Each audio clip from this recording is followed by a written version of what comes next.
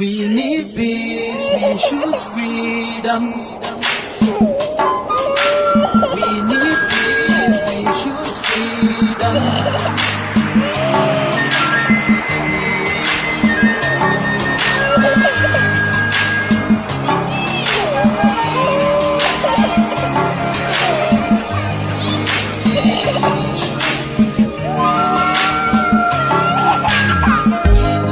There was a nation living in peace and unity.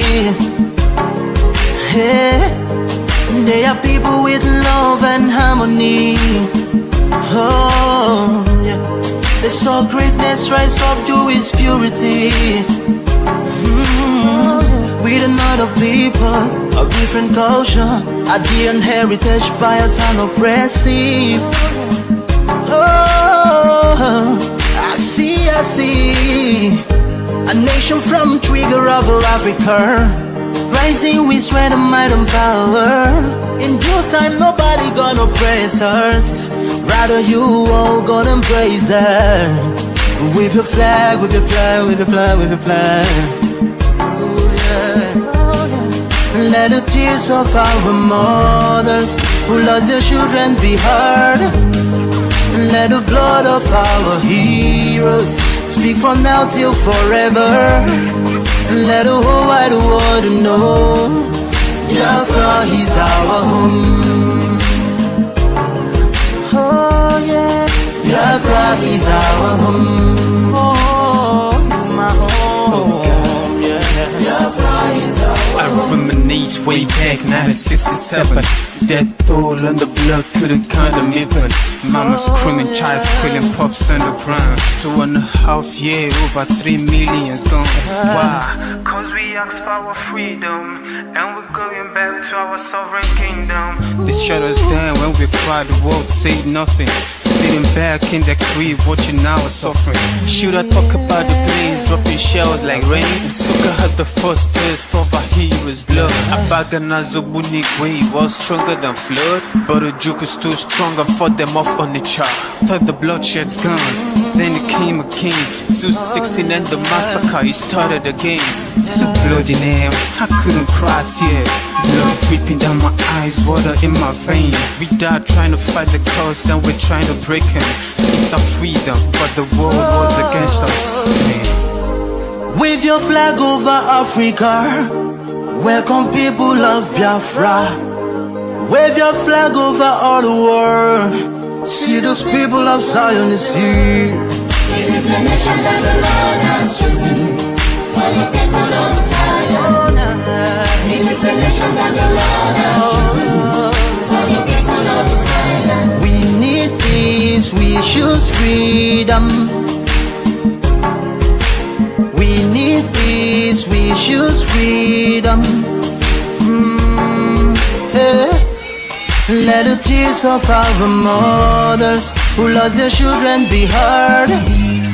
Let the blood of our heroes speak from now till forever.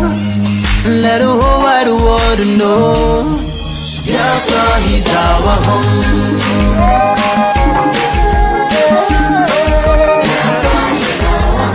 I see the rising sun from Africa. Oh, this is time of victory. Oh, yeah. I see future in Africa. Oh, yeah. People of Biafra. See light shining on the world. Oh, yeah. What's that, Martin? We're not fighting each other. We know where we're going. We're going to get Biafra. There is nothing anybody can do about it. Absolutely nothing. Nothing.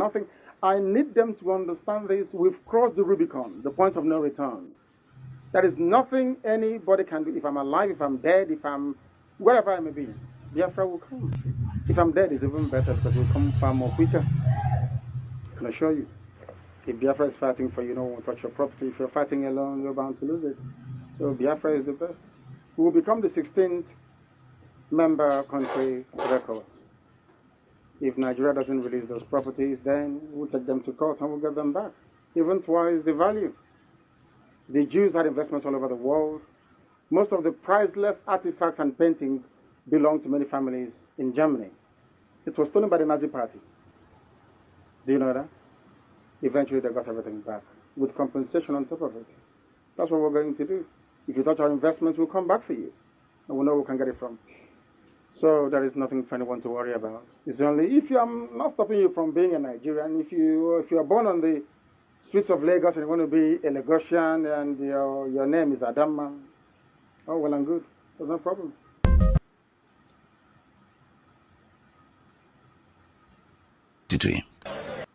Onye si na akata anya ahụhụ ma ọ bụ na anyị fee arụsị anyị wee na-efe arụsị iwe were iwe gị na ọmụma gị wee bịa leta anyị ụmụ anyị wee na-anwụsị ụfọdụ nọ n'ụzọ ije ha anaghị alọta ụlọ ọzọ nne na nna wee na-ata ahụhụ wee na-ata ikikere eze nwaanyị kunye ka ọ gaa ubi gaa rụọ ọrụ Fulani chiri ehi bata ebe ala gị n'iyi okwu ebepụ ya isi anyị bụ ka anyị kpọpụ onye nwe anyị n'ugwu Awụsa ahụ ejide anyị wee gbuo ihe ọ bụla anyị mara aka n'ime ha si maka ha gaa n'ihu elekwa ọdụ ụgbọ mmiri n'igwe ọcha bụ ememiri ọhịa nke dị na Kalaba otu aka ahụ anyị na-ala nsọ ebe Biafra bụ ndị kọstọm sokwenye anyị n'etiti anyị anọghị n'ime mmiri kama kọstọm juru ebe niile ha wee na-ata anyị ahụhụ anyị kwuo sịpụta anyị ka kpọchie anyị kwuo ekwe sịpụta anyị ka gbagbuo anyị onye nwe anyị na Chineke na nke bi n'igwe ọ bụ ụzọ dị anya ka isi wepụ ndị iro anyị n'anya wee karịa ndị nke gị akwa anyị bụ ụmụ Chineke akwa ọba aha anyị ka anyị na-aza akwa ọba anyị nwe na-aza ike Chukwu akwa ọba anyị nwe na-aza amara Chineke akwa ọba anyị nwe na-aza Chisom akwa ọba anyị nwe na-aza Chizoba nna nke dị nsọ onye ime eluigwe dịka otu onye iro dị na anyị bụ ụmụ gị bịa ka iwe zọpụta anyị bịa ka iwe napụta anyị n'aka ọjọọ ihe bịa ka iwe lụọrọ anyị ọgụ bịa ka iwe dịtụ ozu ọgbọgọwa memilere Goliath Chineke nna nke igwe ruo memile Fero site otu a mee ka Fero ka ọ guzo n'ihu ụmụ ndị anyị ga-ebi ka o wee taa akọkọ igiri ụtọ ọzọ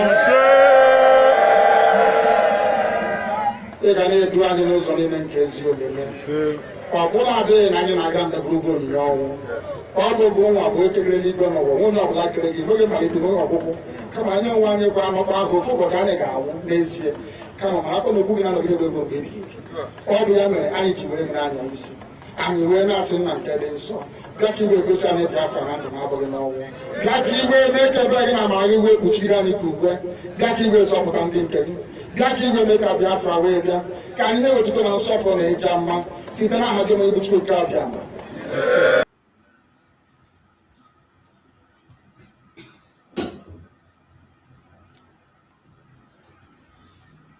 Welcome, welcome, welcome. Thank you for joining us on this very Sunday sermon.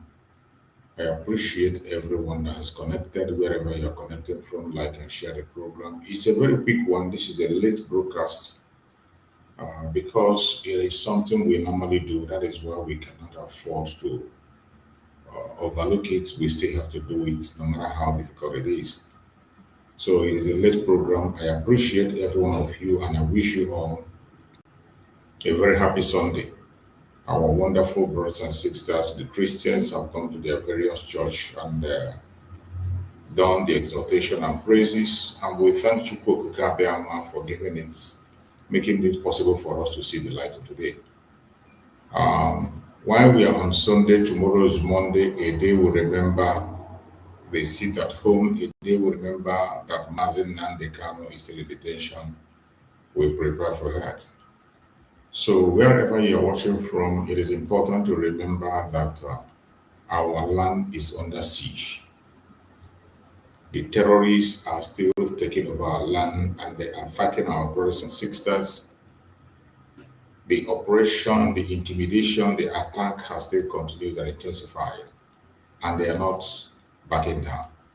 So wherever you are, you must get prepared and get ready for what is coming.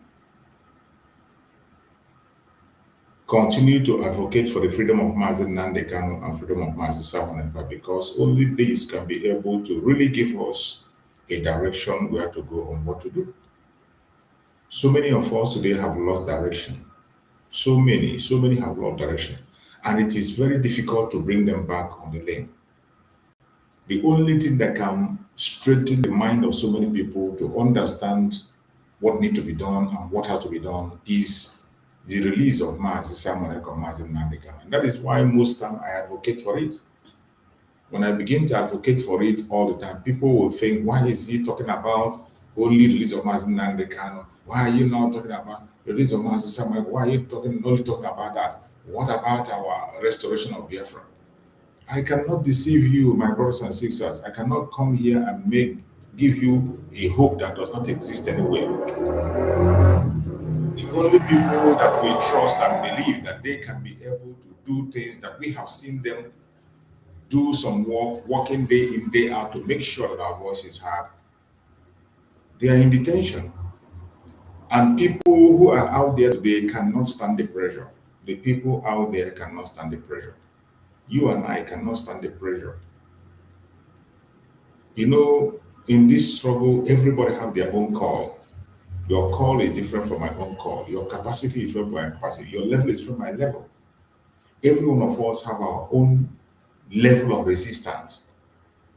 So we have not anybody that their resistance can match the resistance of Mazi Simon Ekpa and Mazi Nandekano. That is why we advocate for them to come out. Because once they come out, the pressure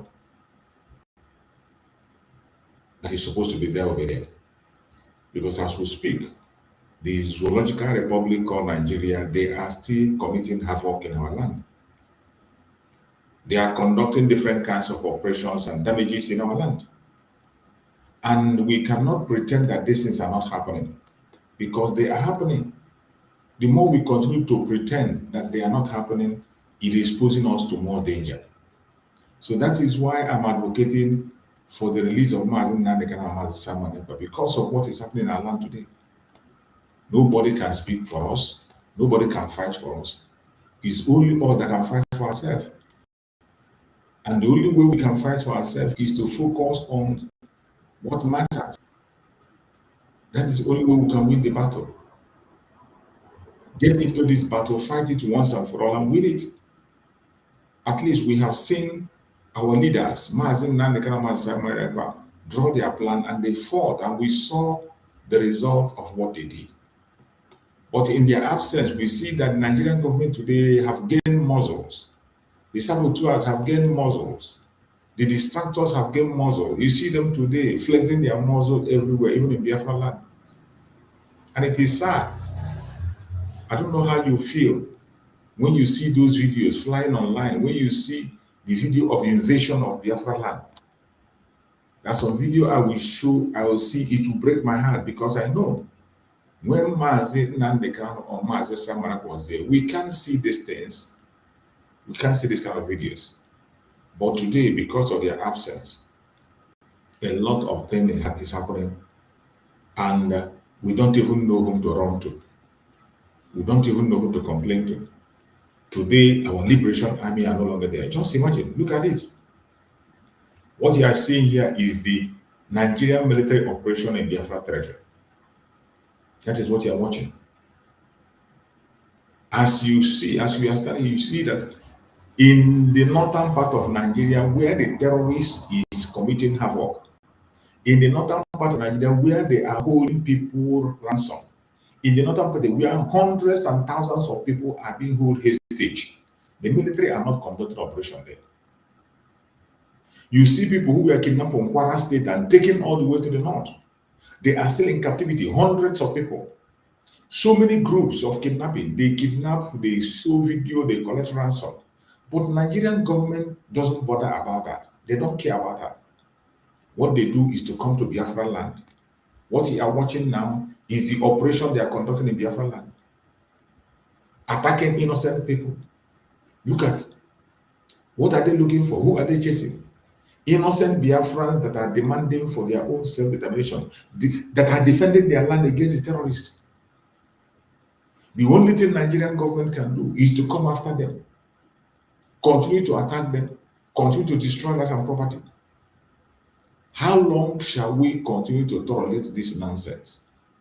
For how long are we going to continue to tolerate this? These things are happening in Biafra land. And everybody is going about their business as if it is not as usual. You see why we cannot be silent? That is why, even on Sunday, when I'm supposed to be resting, I need to come out and speak. And we choose the topic which says betrayed or ignited. The hidden forces blocking Biafra freedom and the power of unity. When we are united, you cannot see Nigeria operating in Biafra territory like this. But the disunity we have, this is the result. What you are watching in the screen is the result of this disunity we are seeing in Biafra land. The result of the attack we are engaging in ourselves. The result of the blackmail and propaganda we are seeing. That is what you are seeing. What you are watching here is in Biafra land. You see them coming with their arms and ammunition in a territory where there is peace. Who are they searching for? They are looking for the liberation army that are protecting the people from the hand of the terrorists. The liberation army that have said, you will not kill my people anymore, protecting our farmlands in the forest. There is no record anywhere where they said that the liberation army went and did mass kidnapping in Nigeria. There is no record where they say they went and bombed a mosque, bombed a church or a market. Never. But look at the kind of armory that Nigeria is pushing forward against people that are fighting for their freedom. Look at the energy they are devoting to Biafra land because of wickedness, because of hatred.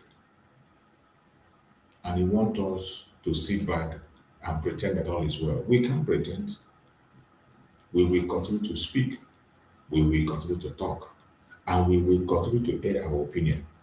It doesn't matter what anybody says. Whether you like us, whether you hate us, we will continue to fight for our freedom. And we will be free. It's a question of time. We will definitely be free. For as long as Chukwu Okabiama lives, what crime have we committed? What crime has we committed? Nothing. You said you do not want us in your country. And we say, let us go. Allow us to be on our own. You don't want to allow us. You don't want to integrate us in your country. And you don't want to allow us to go. Who does that? Who does that? You just want us to sit back and be an observer. In a country that we are supposed to be part of. You made that an observer. And you want us to be okay with it. No sensible human being can be okay with such situation. And that is why we will continue to advocate for the freedom of Biafra until we are free. There is no going back. There is no going back. It does not matter what you throw at us. No matter what you throw at us, it doesn't matter. We will continue to fight until we are free. Because freedom is our right. We have the right to be free. We have the right to be free. Likewise, every other country in the world, people of the world everywhere. Is it because we are Africans? Is it why the West is not paying attention because we are Africans? If what is happening in Nigeria is happening to a Western country, there will be an outrage. Even in Asia, there will be an outrage. But when he has to do with Black Africans, nobody pays attention. Nobody cares. Nobody cares. And the Black Africans themselves don't care about themselves. That is the bad news about it. But I pray that Chukwu Okabiama will give us that strength to fight until we are free from this captivity. There is no going back. No matter what they do, no matter what they say, we will continue to fight on until we are free from the captivity. So this evening, we are going to bring some updates that is also coming from the world and from Nigeria. We know that the war that is going on in Iran is one of the things that is distracting the action in Nigeria, because the Christian genocide in Nigeria has not ended. It is even increasing. It has gotten worse than it was before. But the distraction that is coming from Iran is making it almost impossible for US to divert their attention to the issue of Nigeria.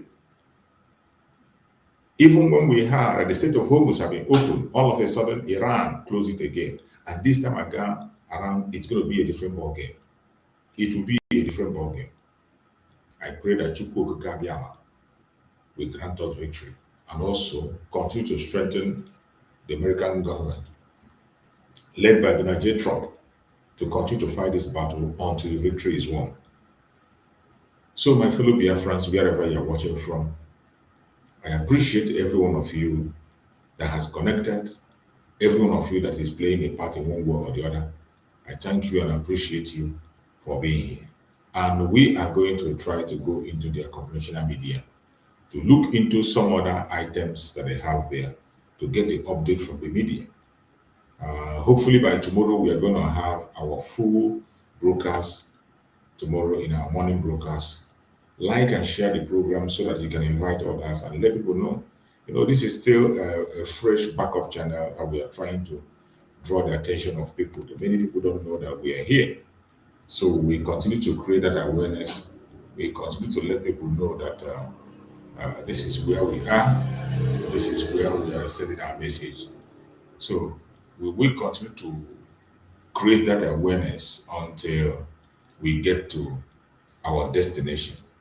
So wherever you are watching from, I appreciate you and I urge you to like and share as we go into this update that is coming. Let's watch. Reverse course of reopening the Strait of Hormuz, reimposing restrictions on the critical waterway on Saturday, and that the US said the move would not end its blockade. The country's joint military command said on Saturday that the control of the Strait of Hormuz has returned to its previous state under strict management and control of the armed forces. It warned that it will continue to block transit through the strait as long as the US blockade of Iranian ports remain in effect. Well, let's have this conversation with Professor Agbomadaki, a professor of international humanitarian law. And Prof, glad to have you join me on Newsnight. Thank you very much. Yeah, well, just like you heard me read there, Iran closes the Strait of Hormuz again, citing the blockade as a ceasefire violation. What are the implications? Yeah, the truth of the matter is that under international law, the Strait of Hormuz is classified as an international strait, which means whether it has whether the contiguous is so close to any particular nation, and then talk in terms of territorial sovereignty, that strait is actually an international strait. And under the UN Convention on the Law of the Sea, every ship and aircraft have the right of unlimited passage on and over and above the Strait of Hormuz without any form of restrictions, as the case may be. However, in a war situation where you have the belligerent parties, in this case Israel, Iran, and the United States of America, customary international law, which is a little bit different from international law, beholds that the states that are so close or adjacent to the water can claim certain form of sovereignty over the land. And because of the war situation, it means the Geneva Convention about Trade and this law, I mean, sea warfare will apply. And in that case, under international law, Iran may have the right, to determine the nature of transition or passage through that strait. Under international law, there are two types of transition or passage. You have the transit passage, and then you have what we call the innocent passage. Under the transit passage, it means all ships can pass through the strait without any form of restriction, so long as they just go quickly, do their business, and go. However, innocent passage is where one of the belligerent parties that exercise sovereignty or claim over the strait determines who can pass through them. And obviously, ship carrying the flags of a belligerent strait can be restricted from passing through it. Which is why the shots have been allegedly fired at two Indian ships to force them back. Yeah, by Iranian forces, allegedly fired by two Indian ships to force them back. Actually, they were claiming that they were permitted to cross, but later they said they couldn't cross. And talking about, I guess you've broken it down well because of the war situation. Because if you listen to Kema of blockade and the Spanish Prime Minister, or President, both of them declared the war by the US, Israel, against Iran.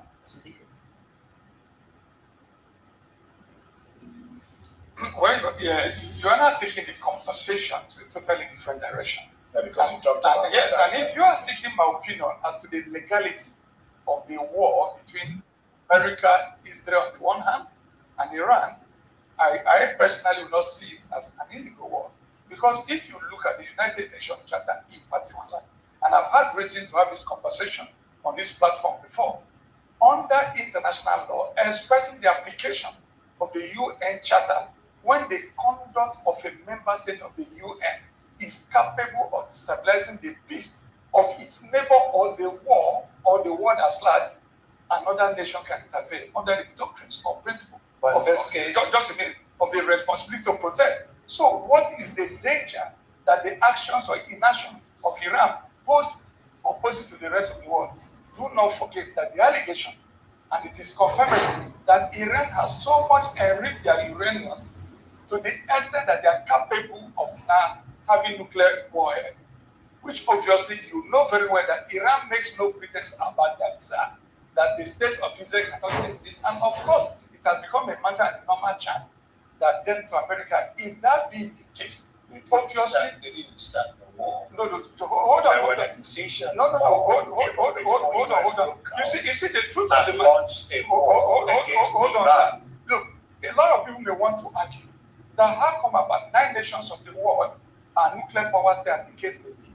But you see, under international law, and if you look at the historical precedent, there's what we call the strategic limitation talk that happened in the past. There's also the mutually assured deterrent that happened in the past. So a lot of these people, the nations that have entered into agreement and treaties that it will not be used. It is only a mutually assured deterrent. Because you know you cannot you cannot personally, despite that you cannot entrust nuclear weapon in the hand of a nation like Iran. But that does not mean that you declare an illegal war, because that's why most of the what makes war legal?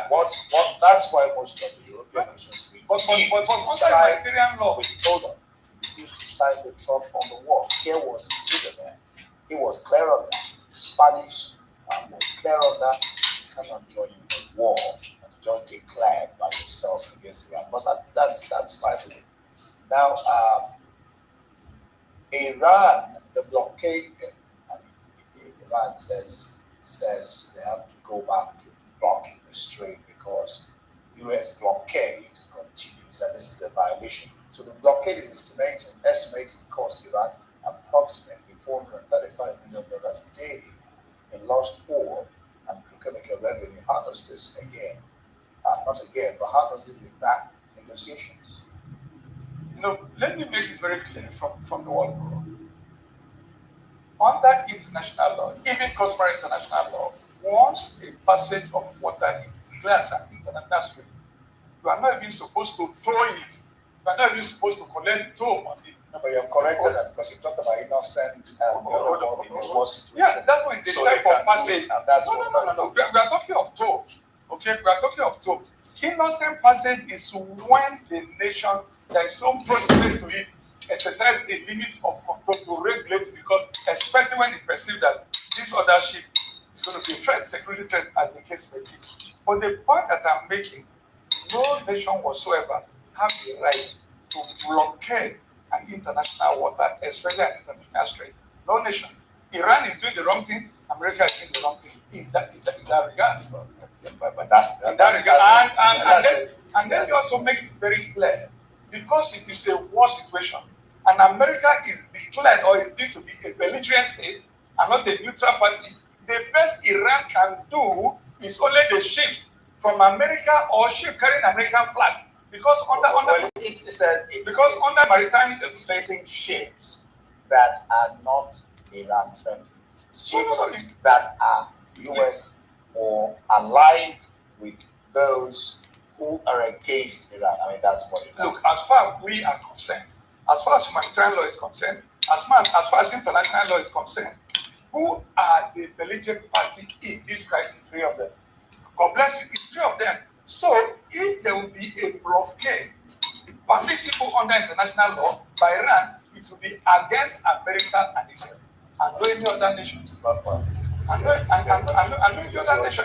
Because if you look at it, the truth of the matter, this crisis, and I must admit, between on the American plane in particular, it's purely economic. For Israel, it's that of survival, but for America, it's purely economic. Yeah. Because as I tell you, so long as there's this crisis and that blockade, American oil companies are making $20 billion every month.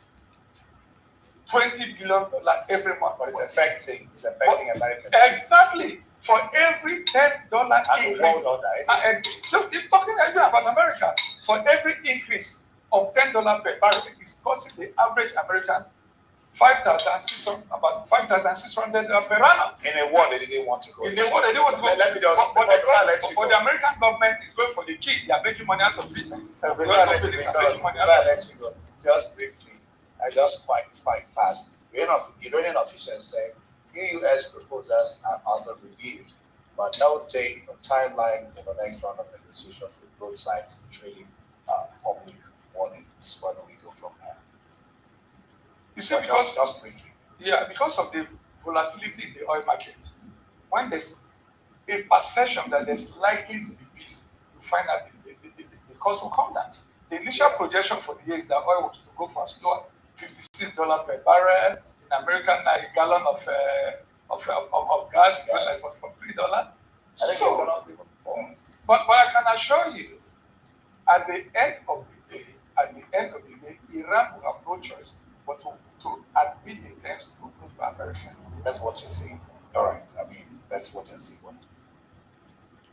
So the international diplomacy will continue. Iran and their stubbornness has continued, and we are looking forward to see how the United States is going to react next. We know that the United States will not be silent. United States, they are just like the police of the world, and they will do what they have to do. You can blame them for all I care.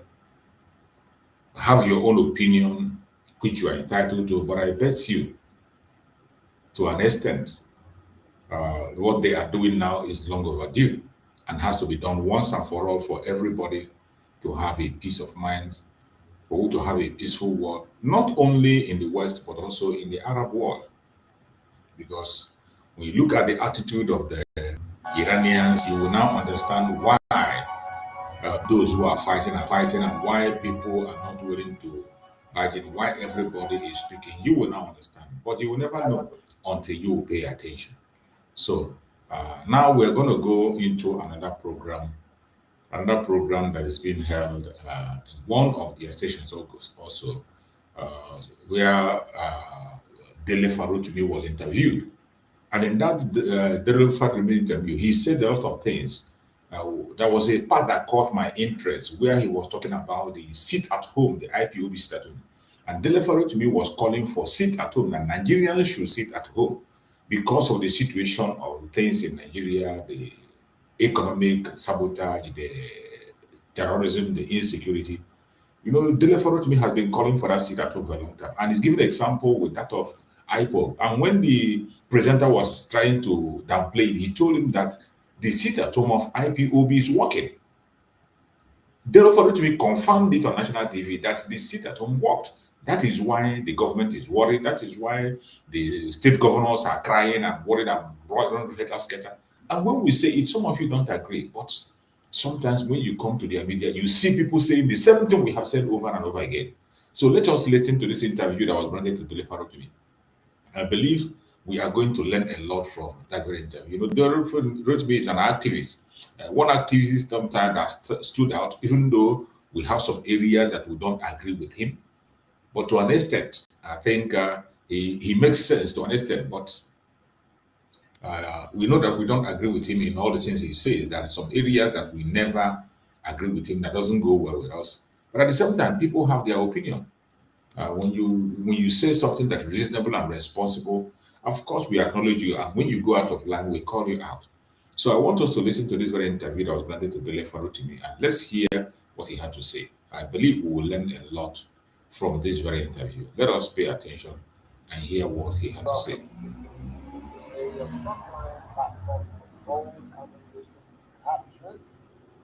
And the voices shaping Nigeria's future. Today, I'm sitting with a man who has never been afraid to speak.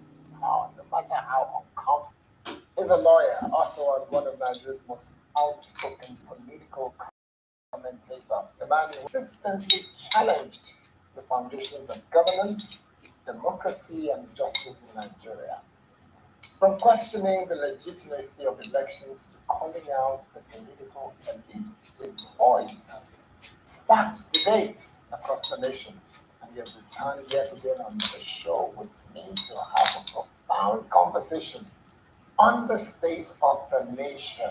That's what we're about to have today. Dear Authority, welcome to 60 Minutes with Mr. K.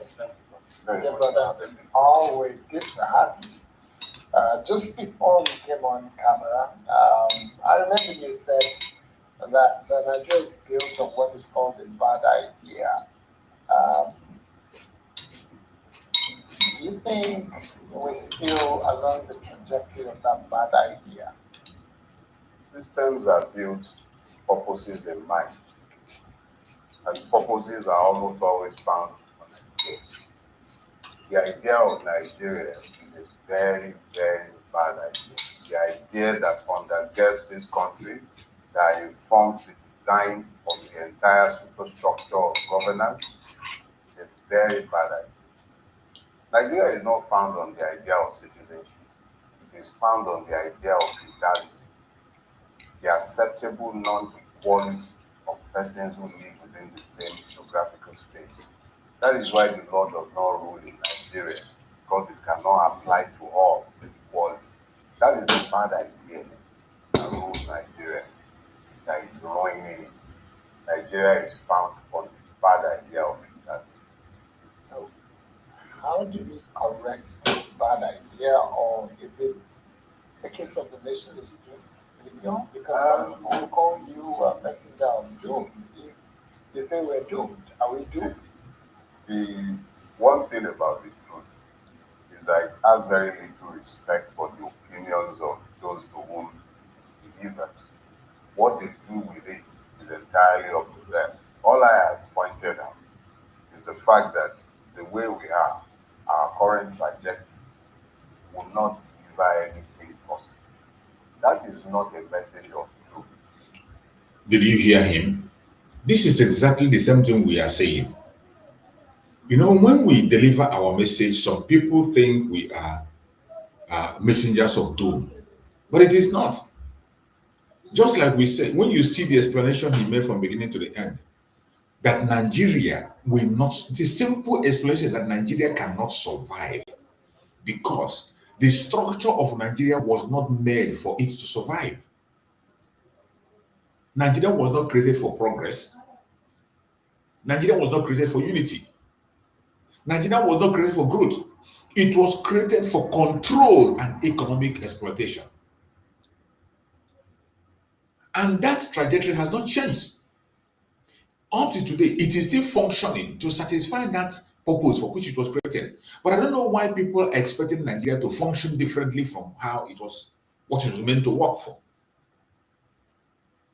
This is where we get the misunderstanding.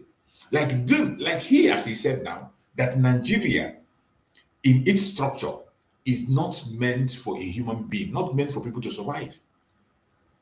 He confirmed it.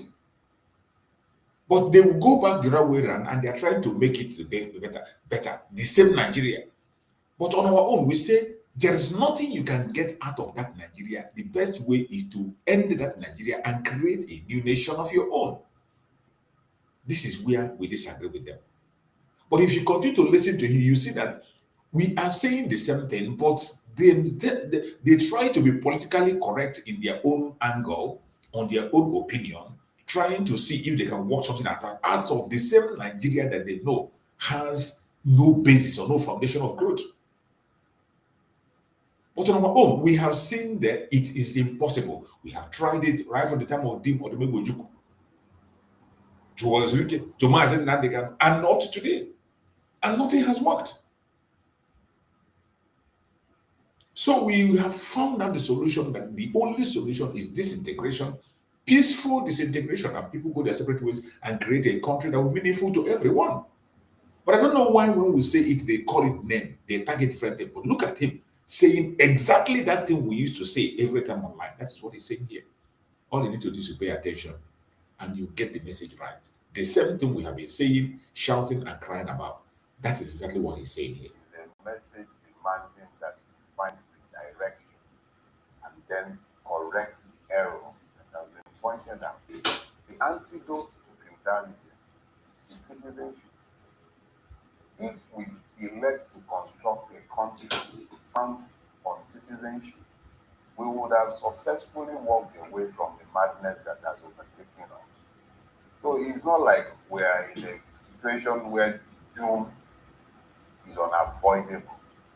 What is making it seemingly unavoidable is the refusal of the Nigerian ruling crowds to address the problem that has been identified. The belief that they can continue on this unsustainable trajectory and deliver something sustainable. That is why it seems like gloom and doom. All Nigeria has to do is yoke the country to the rule of law. If you yoke the country to the rule of law, where the courts become effective, the constitution as imperfect as it is, begins to reign supreme, we would have begun our journey to sanity. But we cannot continue our current trajectory and then expect that something positive will come out of what is manifestly evil. That is why it might seem like it's gloom and doom. It will be gloom and doom if we do not change our How do trajectory. we begin to change? Because where we are now, Yeah. some people said, oh, the economy is better than what it used to be. And I asked them the question, the economy as it relates to the macroeconomics, where some statistics have been said to look good, and some accountants or political economists said the numbers are massaged, but whether it's massaged or not, they still seem good. But that's macroeconomics. The man on the street doesn't do macroeconomics because that's not his business. He's only interested in what he eats today and how he takes care of his children and how he will ensure his wife will not die just because of malaria. That's not macroeconomics. That's simple, basic economics. Your thoughts? I think the greatest error we all make, especially when we are considering Nigeria, is that we assume that the operators of the Nigerian system are unaware of the truth of what they are doing. So we measure what they have done and we say, oh, they failed in this place or they failed in that place. They have not failed. The system is working exactly as it is designed to work. When they point to those figures and they tell you about how well the economy is doing, they are completely correct. Because what they want to achieve is exactly what they are achieving, the impoverishment of the Nigerian mass. When the people have been rendered completely impoverished, it becomes easy to be donating rice to them as the cure and elixir for all of their problems. So if the people will talk about insecurity, you give them one bag of rice. They will talk about bad road, you give them one bag of rice. They talk about bad healthcare system, you give them one bag of rice. You talk about all the children who are out of school, you give them another bag of rice. Rice has become the currency and elixir to every Nigerian problem. That is because the system as operated is designed to ensure the full feudalization of the country. And that can only happen when the people are sufficiently impoverished, sufficiently made ignorant. So when you talk about macroeconomics and you then begin to refer to the micro level where the man on the street, who knows how many meals he's able to afford in a month, who knows that he's living in a place that is unfit for human habitation. A man you are paying, you say it's 70,000 naira, that is your minimum wage. The reality is that if that man ignores to file his tax return, the fine is 100,000 naira. A bag of rice will take away more than half of the salary. So you have deliberately pauperized it. It's not as if you don't know what you're doing. Those are deliberate choices.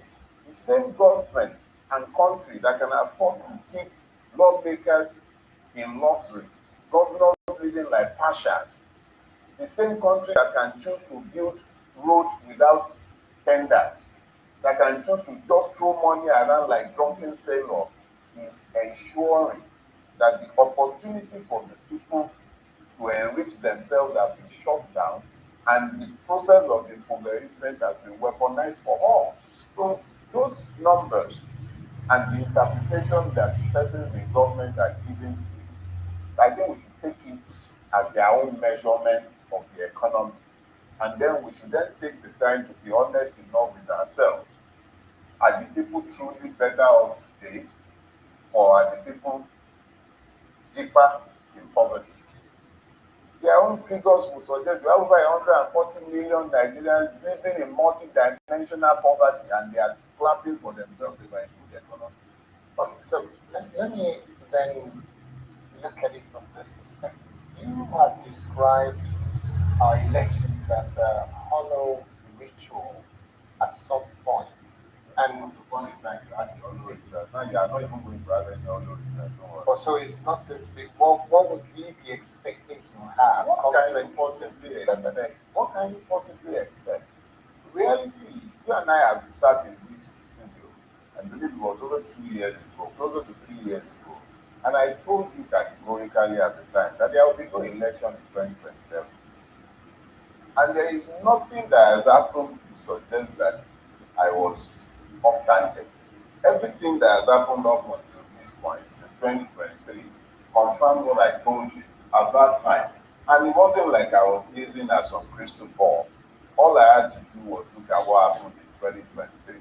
Persons who had no business, even in the election.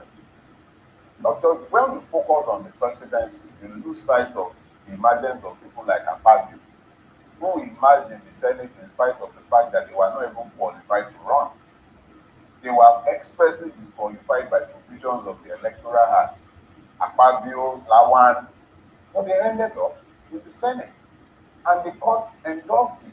So you had a situation where our judicial system has become an instrument for working from the question, from the answer to the question.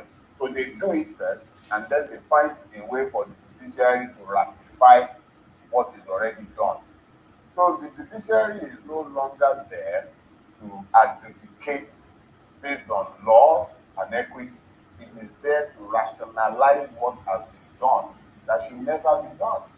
All of a sudden, we don't know the meaning of hand any longer. There are multiple things that have established the complicity of the judiciary in the mess that we found ourselves in. So it's when you're now talking about election in 2027, you're dealing with a situation where the INEC, the judiciary, everybody is working to ensure seamlessly that there are no viable platforms for anyone to contest elections. So how do we have a democracy with that? We've never had a democracy, we've only ever had a performative shadow of a democracy.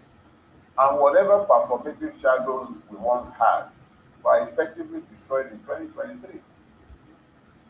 That was the last pretense at an election. So you have said the Nigerians are not citizens. And How can you have if citizens in a place not ruled by law? so if you don't have citizens and you don't have democracy, and your view is that there is no election, it used to be hollow, but now there's not even going to be an election. Again, it brings us down to this point where we say, are we in a situation where we're doomed for failure? No. See, every nation in the world today once found itself pretty much where we are. That's the point where human beings would have to ask themselves if they still retain the capacity to evolve and find solutions to their existential problems.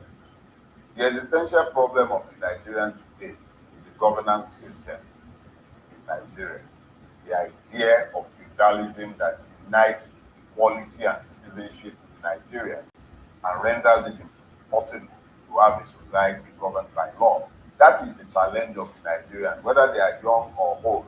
We must all recognize the fact that the absence of the rule of law has guaranteed that things will remain where it is the whim of men, not the mere whims of puny men who do not even have the imagination to evolve a better country. Those will be what will continue to rule us until we evolve a system that is anchored to the law. Having identified that, we must now ask ourselves, why has it proven so difficult to evolve such a society, and why has this endured for as long as it has endured and would appear to have even been strengthened? Reality is that it is our many divisions, our readiness to be divided on the basis of ethnicity, on the basis of religion, on the basis of even sectarian differences within the same religion, our readiness to be divided by all of those makes it difficult for us to realize the many things that unite us. There is already a commonality of the afflictions. Whatever amount I'm paying for petrol in Lagos is what they will pay in Kaduna. Maybe they will even pay more. In Lewi, all of us are in the same point. People are finding reasons to tolerate the evil because they find solidarity with parts of the same class that is afflicting all of us. They will remind us of ethnic differences. But when it comes to that place where you see the beneficiaries, nobody is asking the ethnicity of the next man. If you want to see how laughable it is, look at their city boy movement. Some of the biggest Igbo boys, they are the prime movers of city boy movement. And then one idiot, Mukaila in Adekunle, who has barely had a meal to eat today, will be abusing Chinedu. Chinedu will be abusing Adekunle. But the reality is that when it comes to the beneficiary, nobody is checking their ethnic identity or their religious identities for that matter.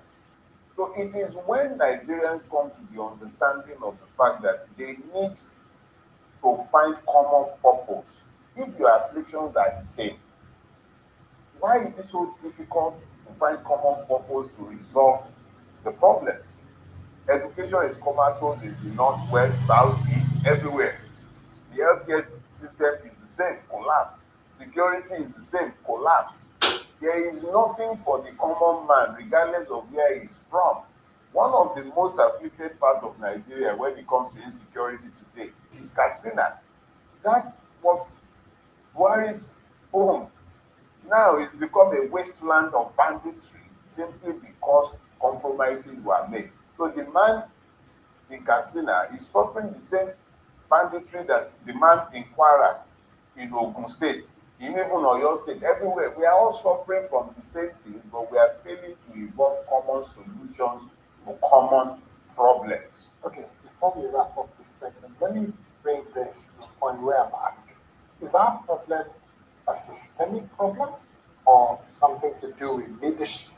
Because you said it I've heard consistently from so many other people is that if we have the right leaders, the systems will change, solutions will come. But others are saying if we have a system, whoever emerges as leader, they follow the system. So chicken and egg, help me. It is the system. It is always the system. If it isn't for the system, how come the good governor is the outlier? You have 36 state governors. The only one we talk about when you want to talk about good governance, we all know who that one is. But the minute he leaves that office, nobody is bound to replicate what he had done. Peter Obi was the measure of good governance. He left more than 10 years ago. He's been, in fact, like 16 years now that he's been out of power. The people who have followed him have been built on what he did. So if you can, by sheer force of your personality, make a difference. But as long as that system that is unmoored to law, that allows the person occupying the office to do as it pleases. As long as that system is sustained, you cannot have good governance. You can have the occasional totem of good governance here, and there are persons who, based on their own conscience, decide to do better. But that is all you have. If they elect not to do the same, if they just want to be like every other person and be swallowing the money and ignoring the people, they will do it and nothing will happen. A place that is unyoked to law, a system that is built with impunity in mind, is not capable of delivering anything sustainable. So it's the system you need to fix. If the system will hold people accountable, if governors know that the people's vote would count and they need to deliver on their campaign promises, they will do better. Are you advocating rebellion? I have been advocating a revolution in Nigeria for over 15 years.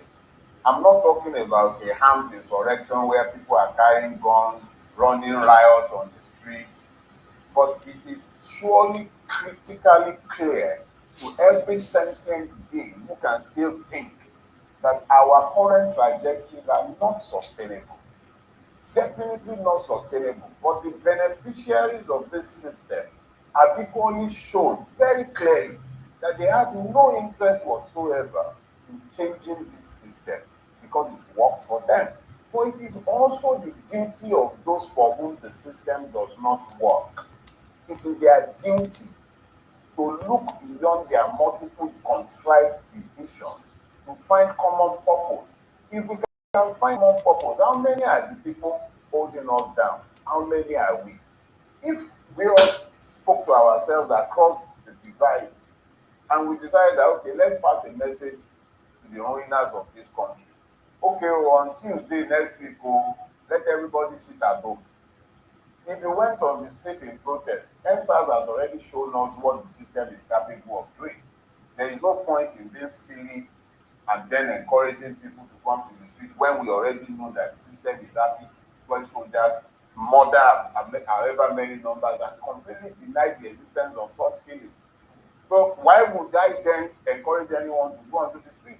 But spend the time to educate yourselves. Look, this is the way this thing is going. It's not sustainable. Let us all agree to send a message to our rulers. On Tuesday, sit down at home. If I'm not on the street, who are you going to? If I'm not burning tires, who are you going to accuse of destroying anything? But the IPOP tried that. Let's get something clear. IPOP tried it and it was very, very effective. Because if it wasn't effective, you will not have Soludo demanding that people open their store, or there will be legal consequences staying at home. The question is, have Nigerians tried it? IPOP tried it, it was effective. I'm not speaking to the mode of enforcement and the way other actors came into their game and turned the whole thing into a bloody spectacle. But I do know that before there was IPOP sit at home, there were sit at homes in 94, 95 in this same Lagos and Nigeria during the years of the pro-democracy struggle. I was part and parcel of that. I was in the student union in those days. And I know that we took part at multiple levels. There are alternative forms of protest other than going on the street. What our people do not want to do is the legwork required to go and talk to the market woman. The market woman whom the APC and other political organizations that systematically worked into the instrument of their own oppression. We have a duty to go and talk to them. We can't be speaking over their heads and demanding that they sit at home when we not explain the reasons to them. Those are the kind of hard work that a lot of rights activists are afraid of taking on, that makes it unattractive for them to talk about sit at home, and they rather come to the street. All you need to block a street, maybe 10 people. You come on the street, so that would appear to be more effective. But the reality is it's not sustainable. We have to find other ways that do not present the people as sitting dogs to a system that has proven itself manifestly murderous. That would be irresponsible. Okay, thank you very much for that. We've been speaking with David Faratini on the foundations of Nigeria's democracy. After the break, We're going to be asking an important question. Are Nigeria's institutions already compromised ahead of 2027? We see what has happened with the APC, and a lot of people said there is no democracy and there is no diversity in our political structure at the moment. Just stay with us. The conversation continues after this break.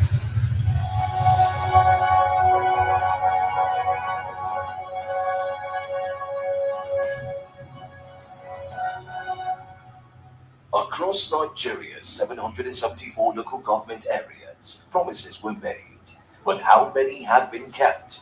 From the village chiefdoms to council secretariats, a new conversation is unfolding. One that's powered by people, driven by data, and unwilling to accept This silence. particular government, they are not doing anything. Is your council fixing roads or just building press statements? Are your taxes buying change? Welcome to Scorecard. We trace the allocations, we track the outcome, and we talk to the people who live through them. From abandoned projects to overlooked triumphs, this is Reported with Purpose. Every Sunday at 7:30 p.m., Scorecard pulls back the curtain on grassroots governance. Because democracy doesn't stop in Abuja, it starts at your doorstep. Scorecard, only on News Central.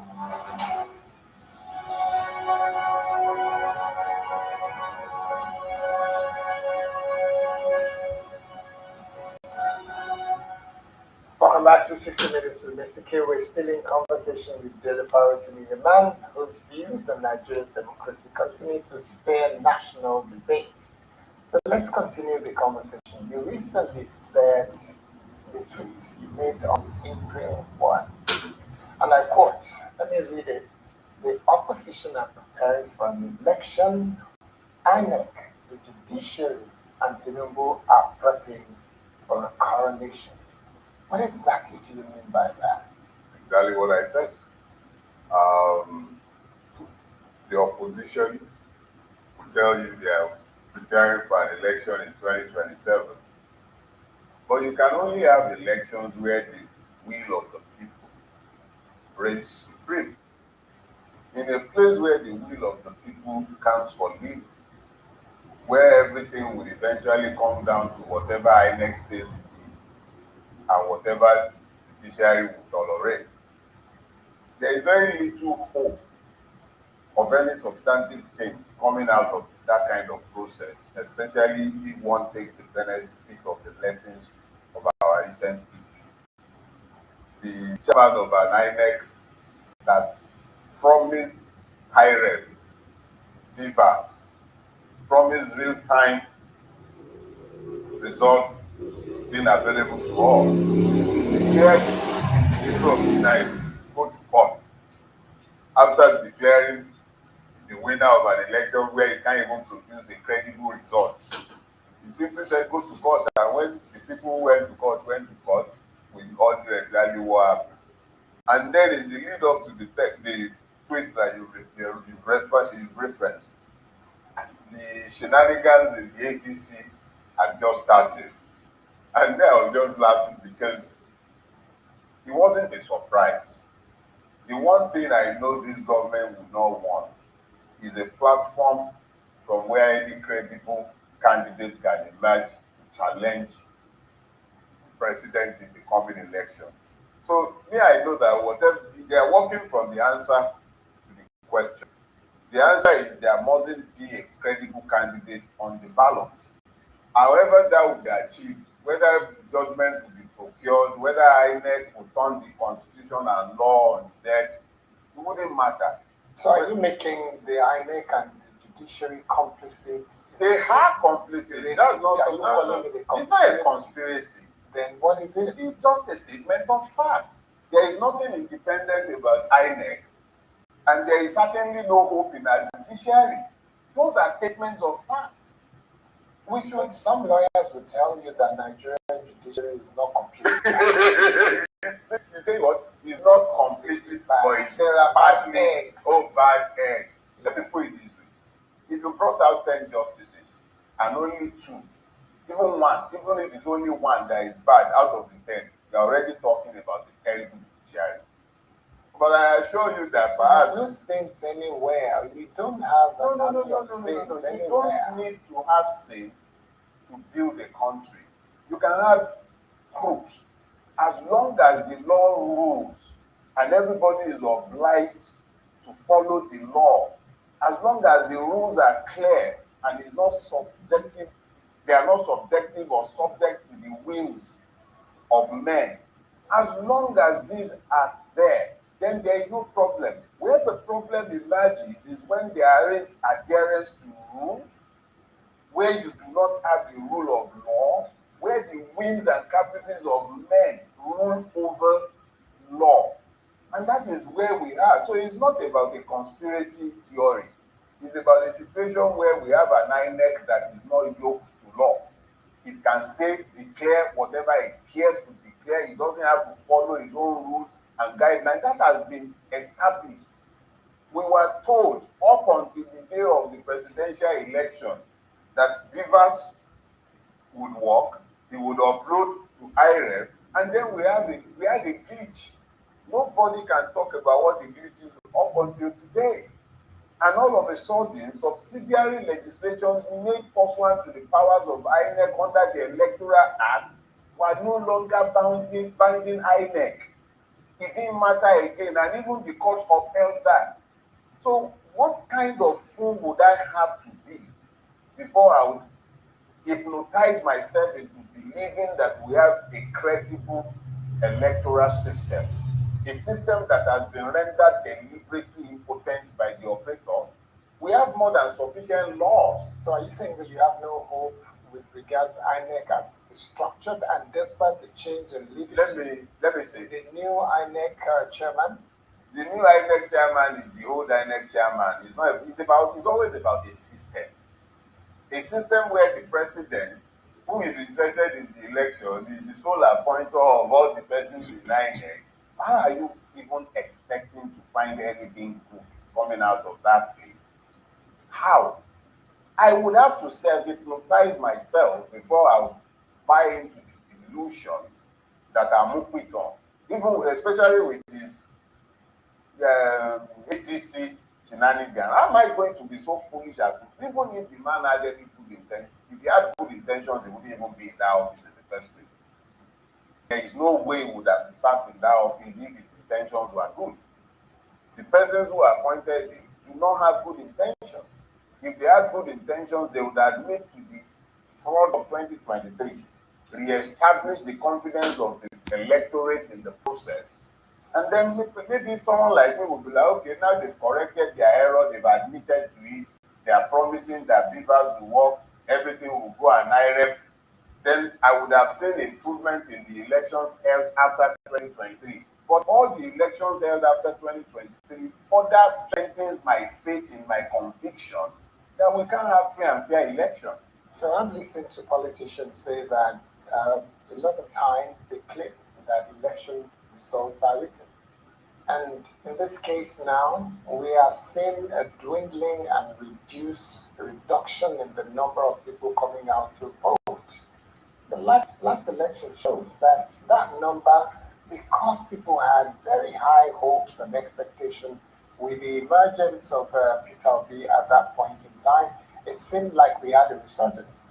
But since then, all the other by-elections indicate that... Because the people realized after what happened in 2023 that their votes do not count in the eye of this system. This system is designed to discount their vote. So they found no reason to engage in the farcical gyrations of elections any longer. If my vote does not count, what's the point? So I actually believe that the flaw or the fault lies with the political class. Those who desire change in Nigeria need to move beyond finding alliances with fellow politicians. The job of explaining what is at stake must move to the people. They should go and find alliances with the people. If the people are invested in the system in sufficient numbers, INEC and the judiciary will be afraid to rewrite the result. But a citizenry that is not engaged is not militant in the protection of its votes. We would have situations where INEC will write whatever it cares, and then the judiciary will ratify whatever has been given to them. In very short term, very quick answer, let me ask you this. Would you count yourself as one of the obedience? The obedient movement existed before there was a Peter Obi. It's a tendency. Peter Obi is the beneficiary of that movement because of his own personality. So there is a latent demand within the populace, especially the young and the people who still retain the capacity to aspire to better. There is a latent demand for a different direction. That demand was there before NSAS. NSAS showed them that it wasn't going to happen on the street. People like me convinced them that we could get it through the ballot. So we started registering people for election. Before there was a Peter Obi, voters registration had commenced as early as 2021, 2020. In the immediate aftermath of NSAS, we started encouraging people to take part in the process. That came in tandem with the promises that Yahoo Mahmoud was making to the people. That he was telling us IREF will work, Beavers will work. We believe that the process will deliver change. So we invested in voters' education, getting the people to register to vote. And that was what Peter Obi layered on by the time he emerged. So yes, I consider myself a member of the obedient movement, but it is not about a person. Peter Obi is merely a beneficiary of what had existed before his emergence as a candidate in 2023. So that takes me to the point where I will then ask you this question. You're a member or part of the body of people called the obedient movement, and you're very keen on seeing the person that personifies that movement in the person of Peter Obi emerging as the candidate of a political party in the hope that he can begin to help to activate or actualize the changes that you want to see going forward in Nigeria. But all of what you have said in the recent time point to the fact that 2027 election is a fait accompli. Nothing is going to change. You see, so how do you expect him, even if he becomes the candidate of any party, the system is built to ensure he fails? There is a nuance to my membership of the obedient. There is a nuance. My consciousness predates the obedient movement, and I don't predicate my membership on a person. My membership of that collective is predicated on the idea of progressive governance. That is the predicate. That Peter Obi became the top 10 is a different ball game entirely. Now, I am of the opinion that instead of finding alliances with politicians, the alliance should have been found with the people. In the immediate aftermath of 2023, after the collapse of the court case and the judiciary was done with whatever it had done, I was of the opinion, and I still remain of the opinion, that instead of finding alliances with politicians, we should move from emotion, sentiment. Oh, Peter is a good person, he has good character, that's his person. What are the behind which we now mobilize the people? My opinion is that that is where the alliance should be. Now, when you talk about the fait accompli that 2027 is, that would only happen if we are merely focused on the person of Peter Obi, even if he gets a ticket. If he gets a ticket and you are focused solely on Peter Obi as a person, we will lose. Because the system would go ahead and announce whatever it cares to announce, just as it did in 2023, and there will be nothing to do about it. But if we move from person to substantive ideas, when the average man on the street knows what a Peter Obi victory would mean in the area of education, health, infrastructure, security, and all the many things that are plaguing him, when he knows what issues are, it moves beyond Peter Obi. Peter Obi is only one man. You sit down in the presidency. If the Senate is compromised, what can he achieve? If the House of Reps is compromised, what can they achieve? If the governors are compromised, what can they possibly do? So the person must be separated from the ideas. It is the ideas that you can use to substantively motivate the people into becoming militant about their electoral rights.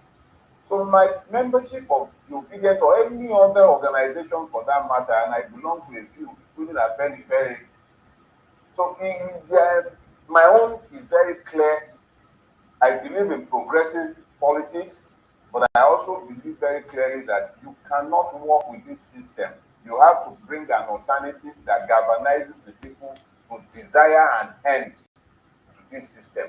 If they don't, the system will just rid itself.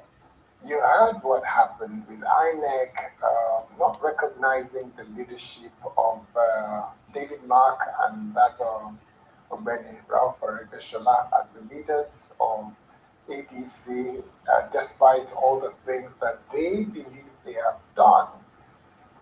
Do you think there's anywhere in law or in morality that can be used to justify the action of INEC? I'm sure INEC will find multiple laws by which to justify what they have done. Whether equity will back them or whether history and posterity will side with them is another ball game entirely. But when it comes to finding justification, we are pretty good at that in Nigeria. We can't find something in law, we'll find something in technicality. There's always a way to explain any madness. So that's why we are where we are. They will find the action as madness? It's madness. What's the point? In a democracy, you are busy working to exclude persons from participation. That's madness. That's not democracy. But then, I never believed that we're a democracy, so I can't claim that I'm surprised in any way. In fact, the surprise is that it took so long before they finally found a way to exclude them. I'm not surprised. It's not. If you remember, the Labour Party and Abure, and then you had Apampa, all kind of goody-goo-goos were flying around in the Labour Party. But the moment Peter Obi left the Labour Party, all is well on the Western Front. Labour Party is now the haven of peace. So Peter Obi went into ADC, and all of a sudden, in fact, you'll find that Ononuga is the one that is busy promoting ADC's new chairman. So it's infradig, if the truth be told. It's not something that you shouldn't find an electoral umpire playing the kind of role that INEC has played in that shenanigan. But it's no surprise. So quite a few analysts have said that it looks like we're tilting or moving towards a one-party state. And I had an interview recently with two of the spokespeople of the federal government, in Sunday Diary and Daniel Boala. I had a conversation with them, and they said, no, this is a one-party domination, not a one-party state.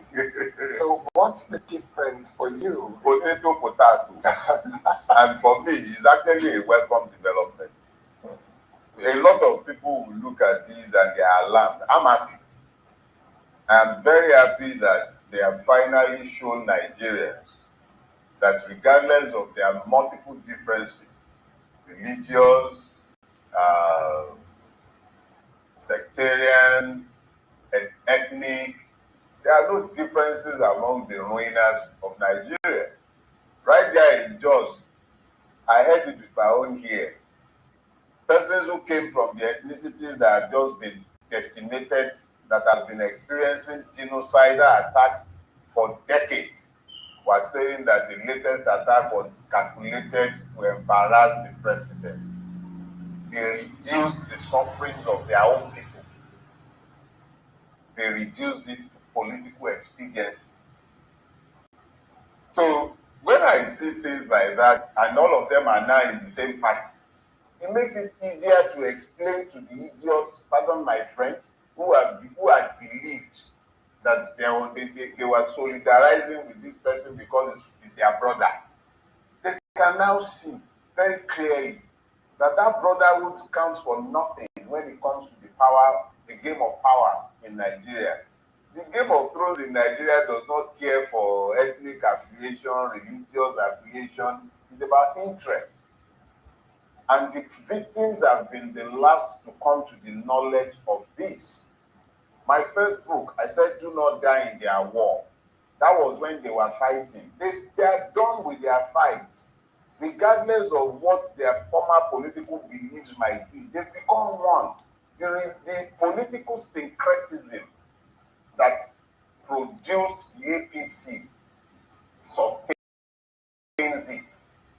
And it has assured that whatever any other politician might be looking for in the other parties that they had before, which were never ideological, can be accommodated within the ranks of the APC. And when you now juxtapose that with the readiness of the APC to weaponize power, join us and your sins are forgiven. The national chairman at the time, Oshiomhole, said so to everybody's hearing. If you cannot endure the pain of rigging, do not join politics. That man provided 2 Freudian slips that should have sufficiently warned everybody about the system that we are running. Join the APC and you are fine. And that's why you are seeing the governors falling over themselves to go into the APC. Where do we begin to take responsibility as a people and say, we have to change the system? Remember that during Buhari's first term, the mantra or the message was change, change, change. They wanted change. But we didn't ask what kind of change. We've had change. We truly have change. Bought into that change. But they brought change.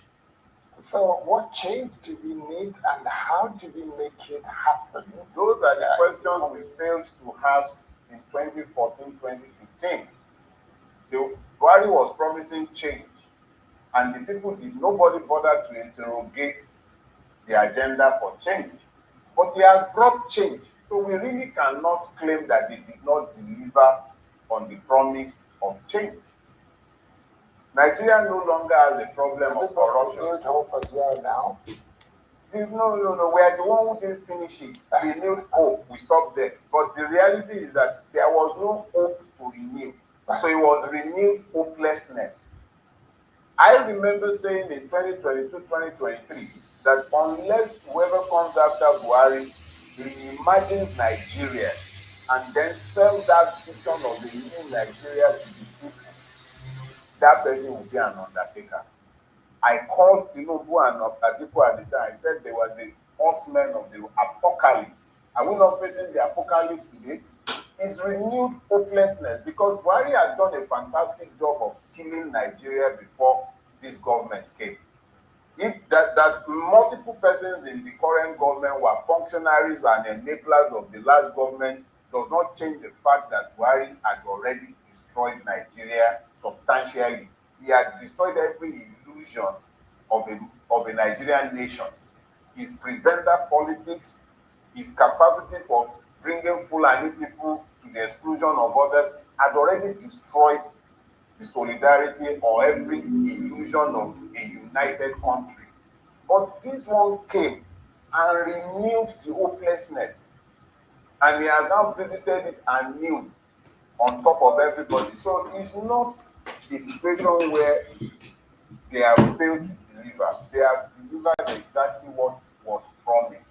We were the ones who did not interrogate the agenda. Change. What is the change going to be? We didn't ask. So the change we now have, we should manage it until we are ready to remove that change.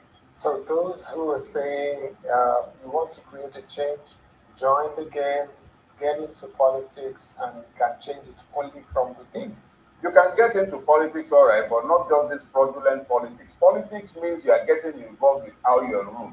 Politics means you are organizing yourself. What I'm suggesting is politics. You find collectives, whether it's your street union. But you have chosen to use the word rebellion a few times. Yes, but even in rebellion, you must play politics.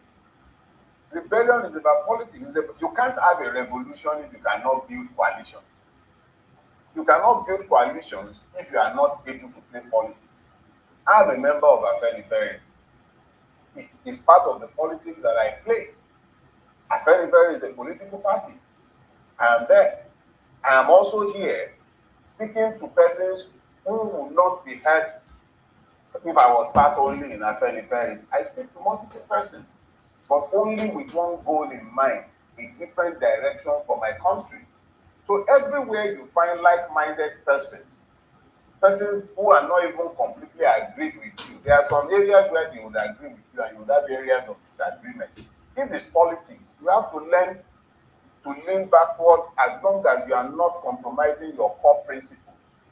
You have to learn to accommodate other people's position. You don't get to win everything. So when some people say that they cannot find the young people that can build the cart, in a manner of speaking, the young people that can mobilize, galvanize, drive, and push their peers to aim towards what you describe as political rebellion without violence that helps to reconstitute and reshape the dynamics of the system.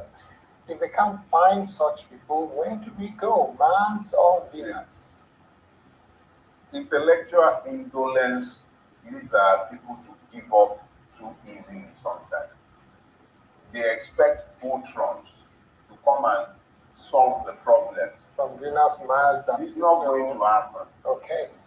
The Voltrons await us in our mirrors. We are the ones who would have to find the grace to become. The other day, somebody was telling me, would we ever have another Ghani? I said, the society that produced Ghani, is that society still there? The student union leaders who supported Ghani, like myself did in my own time, are they there?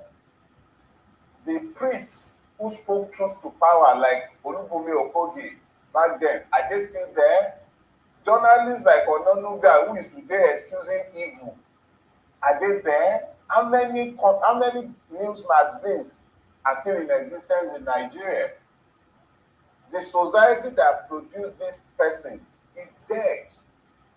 So when you now look at today's youth and you expect them to rise above their society, you must also take into cognizance the multiple institutional challenges that has been kept in place to make it near impossible for them to achieve these things. You're dealing with a society that has had ignorance weaponized against it to the point where they are happy to fight and die in the enemies of their oppressors rather than to join hands with those looking to liberate them. Those are the hopes that today's youth are having to struggle with. That now imposes a duty on those of us who are termed the Moses generation. We saw a country that functioned. We have a duty to let these children know that Nigeria was once better than this, and it retains the capacity and potential to be much better than it is. And to then point them in the right direction, go this way. If you go like this, you will get to that point. We have a duty to do that, because if we left them to their own devices, you must understand that when a country has been deliberately robbed of its heroes, because where have you seen any heroes celebrated in Nigeria? Tella Adadebo, who stopped Ebola, what have they done to immortalize her? Humphrey Nwosu, who supervised the most free and fair election in this country, what have they done to immortalize it? It's a country that deliberately defaces its heroes so that the youth have nothing to aspire to except the debauchery that is displayed on a national level. So how do you propel such youth if you left them to their own devices? So those of us who saw a better country, who know better, we have a duty to speak, we have a duty to lead, we have a duty to inspire them to better. We cannot afford to find some peace with our own conscience confronted with the evil that we are seeing. So if the youth must rise, it will be because we also rose. We moved out of our comfort zones, we refused to be complicit, and we stopped being complacent. Okay. So, final word then on the issue of insecurity in Nigeria. We see a situation where the numbers are increasing, and some political players are saying that this is the season of politics and this is the season where this kind of insurgency, banditry, and so on happen, what do you say to them? Are they right? And is this a political game? In the first place, I think that statement opens a window into their mind. We are being ruled by cretins, cretinous idiots who have no idea of what governance entails. The first duty of the state is the protection of the lives and properties of the citizens. That Nigerians have become victims of Nigeria is no longer debatable, but that these cretins will come into the public space and be making such horrible excuses and explanations in pursuit of normalization of madness is suggestive of a people who have taken complete leave of their senses. In the first place, since when do we accept the mother of our people at any season or time of the year? That's one. But that they are now suggesting that this is just, there's an upside only because it's election season. It tells you how simple they are in their minds. There has been no let-up in the killing of Nigerians in the last 3, 4, 5, 6, 7, 8 years. It's been constant. There is nothing new. It has increased. It has increased because the state has become increasingly incapable of fulfilling its obligation. In recent times, we've had soldiers coming into the media to talk about their condition of service. The private soldier is talking about buying his own uniform. He's paid 70,000 naira, or it's 74,000 that the guy said he was on the honest bond. He's paid 74 or so. He's buying uniform for 50,000. The guy is meant to serve only a tour of 2 years. He's on his 5th year. Those are the persons who are meant to protect the lives and properties of Nigeria. You give them guns that are jamming. The terrorists facing them are carrying very sophisticated weaponry. You are voting incredible sums every year for the military, but we don't see it reflected in their welfare or in their machinery or equipment. And it will get progressively worse because more and more persons are deserting. If more and more soldiers are deserting, those who are killed are not being replaced because nobody wants to go into the military. Why would anybody want to go to the military to be earning 70,000 naira a month and be buying their own uniforms? And if you visit their barracks, you'll be disgusted by the condition in which they are forced to exist. All right. You've heard it. Bold, unfiltered, and deeply critical of the system. Whether you agree or disagree, one thing is certain. Nigeria can... We need peace, we choose freedom. We need peace, we choose freedom.